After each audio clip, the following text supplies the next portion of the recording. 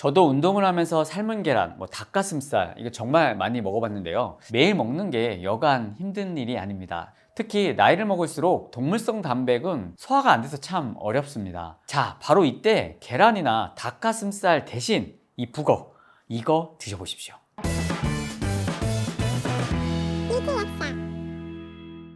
먹는 거 즐거운 나를 만든다. 안녕하세요. 영양제 만드는 약사 리틀 약사입니다. 자, 이 북어 주로 북어국 끓일 때 먹죠. 또는 술안주로 고추장을 찍어서 먹습니다. 북어는 명태를 바짝 건조시켜서 만든 건데요. 우리가 과일을 말리면 그 안에 단맛이 진해지는 것처럼 명태를 말려서 북어로 만들게 되면요, 여러 가지 영양 성분들이 농축되면서 더 많이 섭취할 수 있게 됩니다. 보시는 것처럼요, 그냥 생선 명태 100g의 단백질은 17g 정도인데 이 말린 북어 같은 경우 100g당 단백질이 무려 73g 정도라고 합니다. 거의 4배 이상이 증가를 하게 되는 거죠. 닭가슴살 100g, 한 팩 정도의 단백질이 20g 정도, 삶은 계란 한 개의 단백질은 6g 정도입니다. 그러니까 이 북어포 한 개 40g 정도에 단백질 28g 정도 이상 되는 걸 보면 굉장히 많다라는 이야기입니다. 한국 노인학회나 영양학회의 권고사항을 보면요, 건강한 한국 노인은 체중 1kg당 단백질 1.2g 이상을 권장하고 있습니다. 예를 들어요, 본인의 몸무게가 60kg 정도다 그러면 단백질은 60에서 72g 정도를 하루 동안 섭취하시면 되는데요, 북어 100g만 섭취를 하면 딱 이 하루 섭취량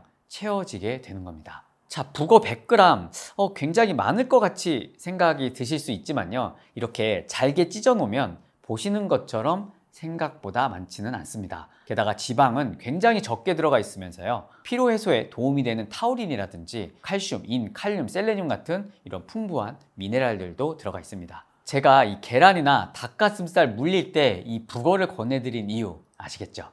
그런데 이 북어 어떻게 먹어야 좀 더 맛있게 먹을 수 있고 어떻게 보관해야 좀 더 오래 보관할 수 있을까요? 보통 북어를 드실 때 북어국으로 끓여 먹거나 무쳐 먹기도 하죠. 그런데 이렇게 매일 먹으려면 굉장히 힘든 게 사실입니다. 그래서 최대한 간단하게 먹을 수 있는 방법 알려드릴 겁니다. 먼저 북어를요, 물에 불려서 부드럽게 만들어 줍니다. 그 다음 매일 먹을 만큼 비닐팩에 소분을 해주시고요, 당장 먹을 것만 후라이팬에 기름 없이 살짝 볶아주시면 됩니다. 그리고 약간의 소금과 참기름 또는 들기름 여기에 살짝 뿌려주시면 됩니다. 이렇게 먹으면 매일 간단하게 충분한 단백질을 섭취할 수 있을 겁니다. 그런데 한 가지 주의사항이 있습니다. 북어는 건어물입니다. 굉장히 습기에 민감하고 곰팡이가 쉽게 생길 수 있죠. 때문에요, 소분한 북어 냉동실에 꼭 보관해 주셔야 됩니다. 그러면 장기간 보관하실 수 있을 겁니다. 해동할 때 전자레인지에 살짝 돌려주시는 거 잊지 마십시오.